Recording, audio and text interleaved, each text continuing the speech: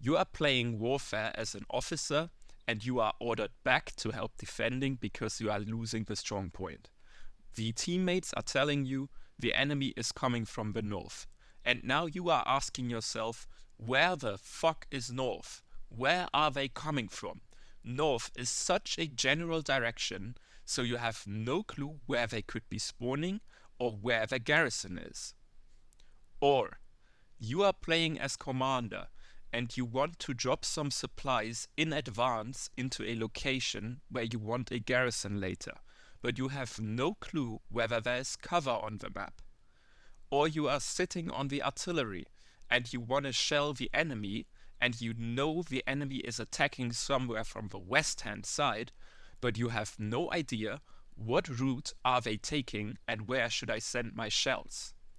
These are all scenarios where you need to know how to read the map. For all these scenarios and many more, the map can be such a huge help. But many people have no idea how to read the map properly. And this is especially important for Hell Let Loose compared to other games like Battlefield or Call of Duty. The maps are simply too large to remember places and exact spots for every map. So you have to learn how to actually read the map. And this is what I'm going to try to teach you in this video. This is an advanced guide, meaning I am expecting that you already have a basic understanding of the game and a couple of hours put into it. I will cover pretty much every aspect of the map, but I'm going to focus on more detailed and advanced knowledge. So let's start by getting the basics out of the way. The map is always split in two sectors, the friendly territory in blue and the enemy territory in red. The friendly and the enemy territory is also always split into an active and an inactive sector. Every map is split into 5 possible sectors. Each sector is 2 squares wide and 1 square is 200 meters.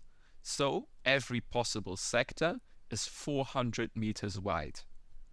And each of these sectors contain 3 possible objectives, of which only 1 is chosen per game, per sector.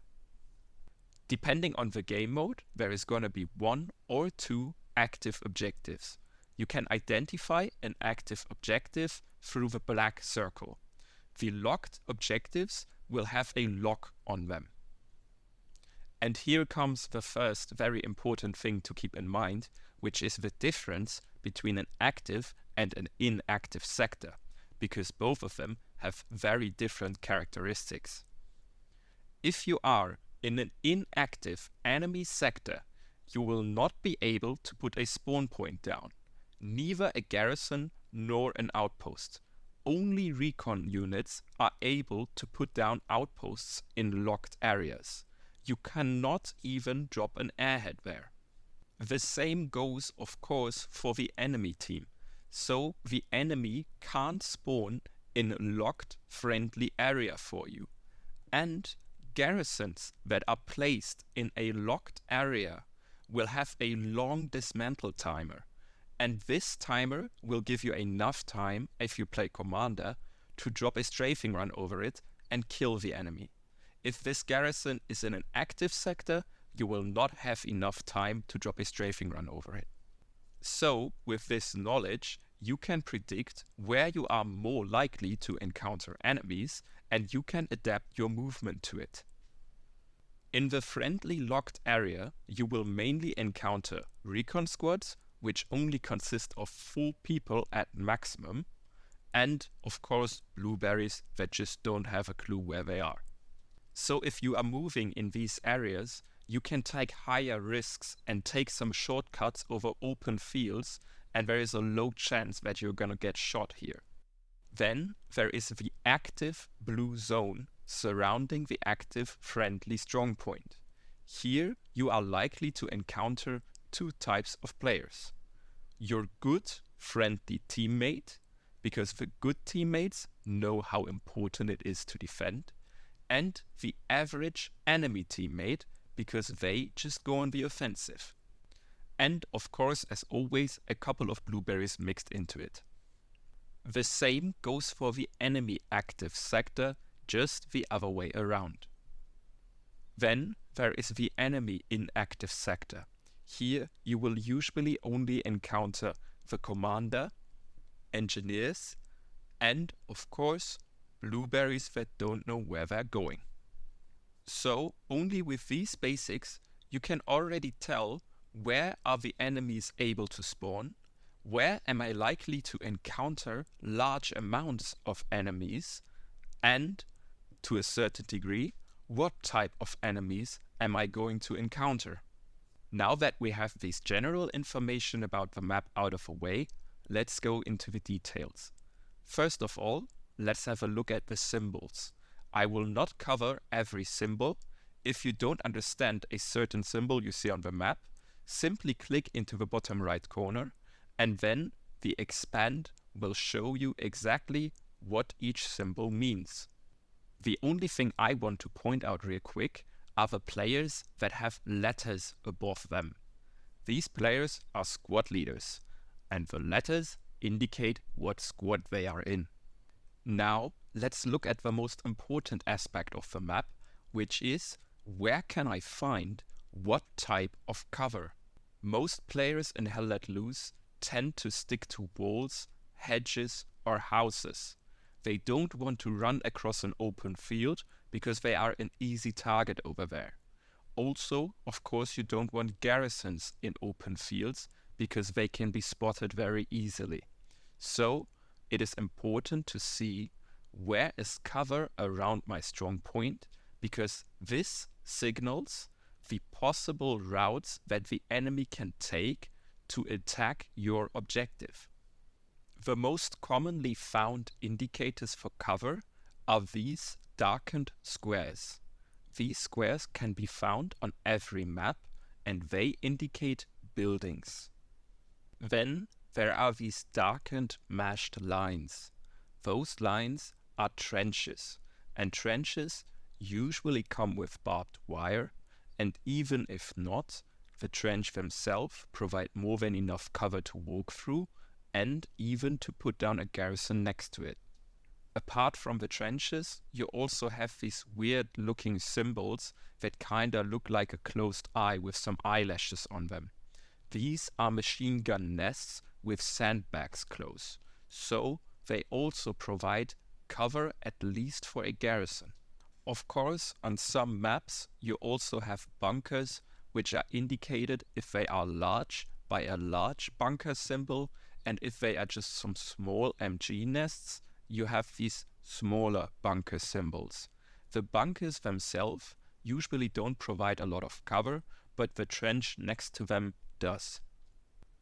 Then you have the most basic, but also most important indicator, because it is very subtle, but extremely valuable. These dark blue lines that you can find on almost every map are fences or hedges, and both of them usually provide at least some kind of cover. And you will see enemies tend to walk along these blue lines. They are usually found close to roads, which are these yellow or red lines. Roads don't provide cover naturally, but if you have a darkened blue line next to it, you have a hedge next to it, so the road also provides some cover. These are the most important indicators because they can be found on almost every map, but you also have some map-specific indicators. On Carentan, you have a lot of buildings that could technically provide cover, but not all of these buildings and areas around it are accessible. The inaccessible areas are grayed out like this. You can also clearly see the railway line, but sadly you can't see where it provides cover, because on some areas you have trains standing around which you can use, but there are also areas where there is no cover with them, so the train tracks are no clear sign for cover. Some maps, like Foy or Hürtgen Forest, have, who would have guessed it, forests. And forests naturally provide a lot of cover.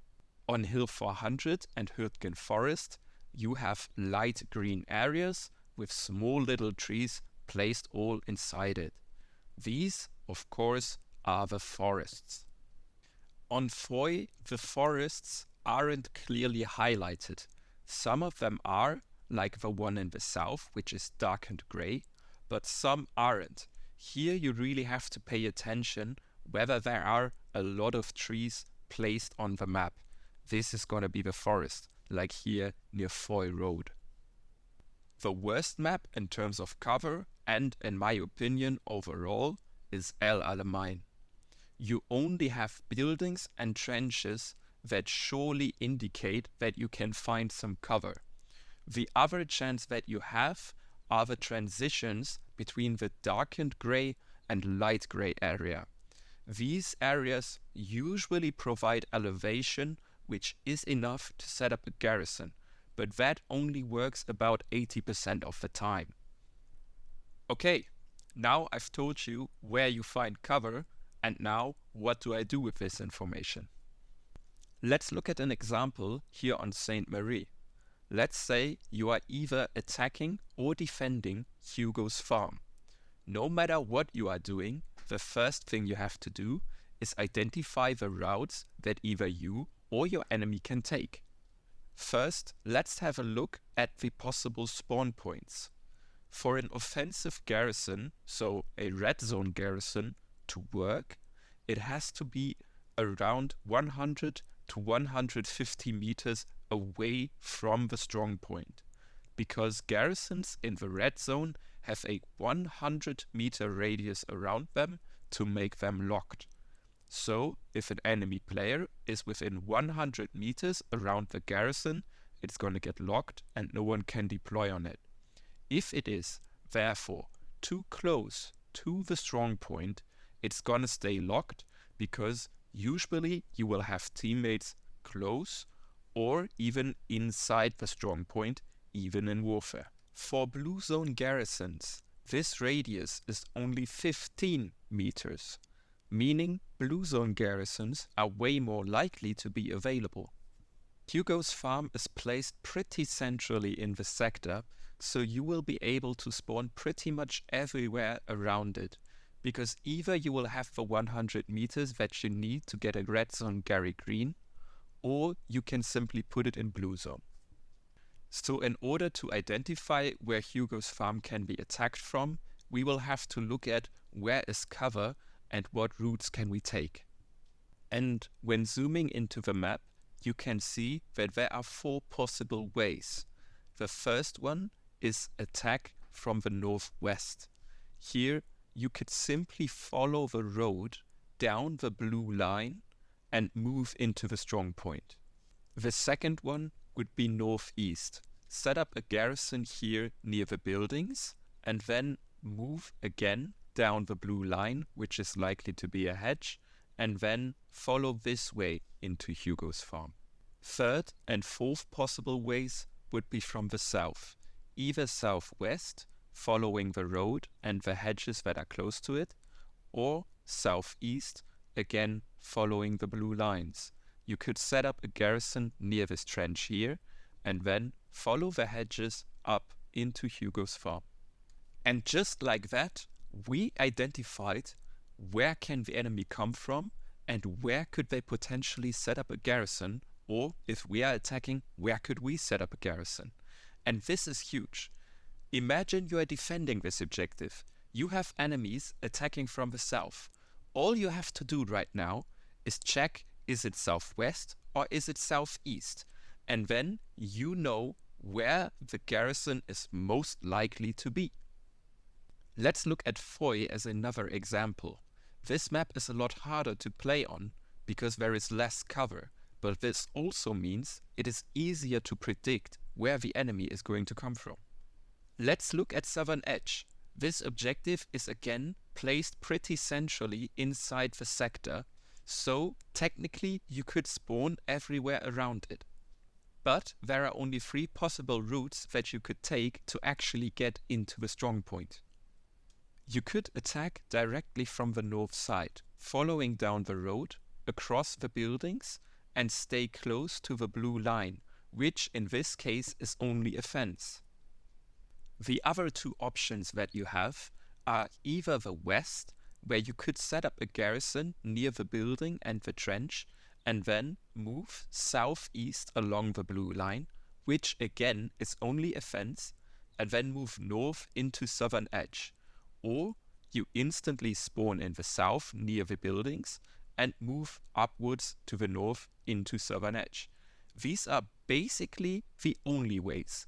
You could potentially also set up one more garrison west, cross the street and follow the blue line down into southern edge, but this is also very tricky. So we can see there is no ideal route into southern edge. No matter where you are trying to attack from, you will have to cross at least some distance where there is only a fence. The only way to avoid this is to attack directly from the north side, but this would be probably where the enemy will expect you from. So you really need the element of surprise here. Otherwise, you're not going to be able to take this objective. I hope these 2 examples kind of showed what I mean by reading the map, and you can apply this to pretty much every role that you are playing. But it's of course especially useful for commander, artillery, tanks or machine guns or officers that are trying to defend. I really hope this makes your life in Hell Let Loose a bit easier. Until then, I wish you a wonderful day and I hope I can see you in the next one.